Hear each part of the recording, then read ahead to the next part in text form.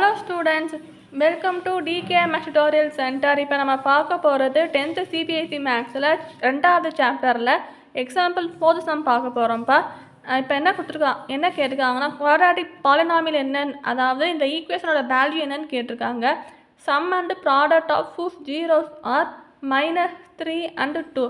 அதாவது ஜீரோஸ், அதாவது அந்த ஜீரோங்கிறது ஆல்ஃபா பீட்டா, அந்த ஆல்ஃபா பீட்டா ரெண்டுமே சம் பண்ணால் -3 வரும், 2 வரும். இப்போ ஈக்குவேஷன் இந்த AS² + BX + C இதோட வேல்யூ என்னன்னு கண்டுபிடிக்கணும். வாங்க சம் எப்படி பண்ணலாம்னு பார்க்கலாம். இப்போ என்ன எழுதணும்னா சொல்யூஷன் போட்டு இப்போ லெட்டுன்னு எழுதுங்க.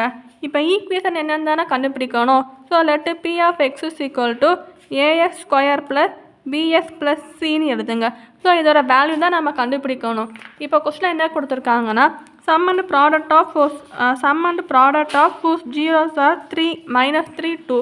அதாவது ஜீரோஸ்னா இப்போ let alpha and beta are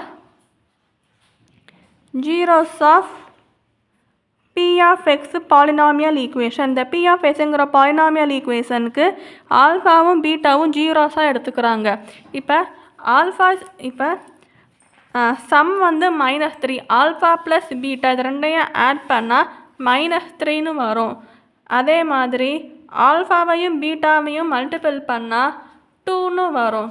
இப்போ என்ன எழுதணும்னா, இப்போ நம்ம வந்து ஏற்கனவே ஒரு ஃபார்முலா பார்த்துருக்கோம். இப்போ ஆல்ஃபா ப்ளஸ் பீட்டா =b/aன்னு ஒரு ஃபார்முலா இருக்குது. ஸோ பியோட வேல்யூ இப்போ -b/aன்னு ஒரு ஃபார்முலா இருக்குது. இதுதான் என்னது, சம் ஆஃப் த ரூட்ஸ்ன்னு ஒரு ஃபார்முலா நம்ம போன சம்லேயே பார்த்துருப்போம். இந்த ஃபார்முலா எழுதிட்டு இப்போ என்ன எழுதணும்னா, இப்போ ஆல்ஃபா ப்ளஸ் பீட்டா வேல்யூ பதிலாக -3ன்னு போடணும்.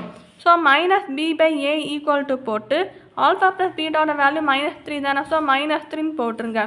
அடுத்த ஸ்டெப்பில் இந்த மைனஸும் கேன்சல் ஆயிரும். ஸோ b/a = 3ன்னு போடுங்க. So b/aயோட value 3. ஸோ அது வந்து ஈக்குவேஷனாக, ஸோ இது ஒரு வேல்யூ நமக்கு வந்து கிடச்சிருக்கு. இப்போ பியோட வேல்யூ 3வாக இருக்கும். இப்போ 3க்கு கீழே 1 இருக்குன்னு அர்த்தம். இப்போ b/aனா 3/1ன்னு எழுதலாம்.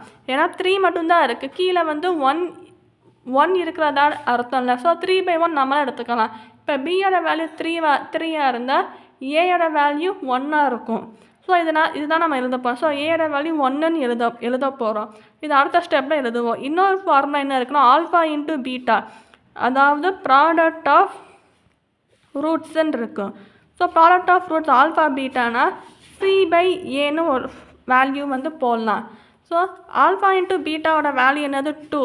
ஸோ 2 = போட்டு C/aன்னு போடணும்.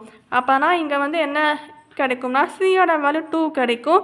இங்கேயும் 2க்கு கீழே 1 இருக்கதா அர்த்தம். ஸோ 2 கீழே எந்த நம்பருமே இல்லை. அப்போனா 2/1ன்னு போடலாம். ஸோ 2/1 = C/aன்னு போட்டால் சியோட வேல்யூ 2னா ஏயோட வேல்யூ அப்போ 1ன்னு வரும்.